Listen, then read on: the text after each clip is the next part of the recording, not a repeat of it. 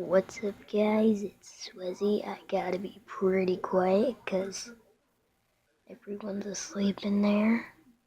My sister may hear me, but I have been excited for, really excited for. I'm getting a second one. You may already know what it is, but it is a fidget cube. I'm gonna do a little review on this and see how good it is. These are the real fidget cubes. I'm about to go get its case real quick. See you in just a second. As you can see, these are the real fidget cubes by Antsy Labs. Go check their YouTube channel out. But I'm going to be testing the simple fidget cube. So I'm going to start with this. It's a little spin thing. You could sit here and spin this. Like you'd be sitting somewhere. Yeah. And it has a Sue stone. It feels really good, honestly. It's really smooth. It has a little light switch.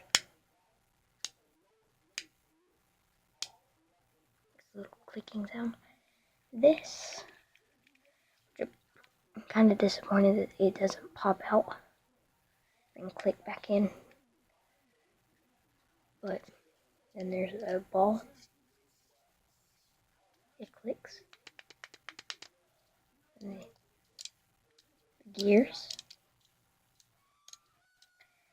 And then we have buttons. These two are silent.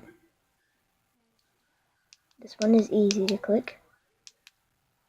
These two are harder to click. I think that's all the things on a simple fidget cube. I'm getting a second one. Fairly cheap, actually. This was $10 at Walmart. You could also buy fidget spinners at Walmart. But they're loud. My cousin got one. It's pretty loud. But my favorite is this. The spin. It just makes a satisfying sound. Can you hear that? Yeah. It just makes a satisfying sound. And also this.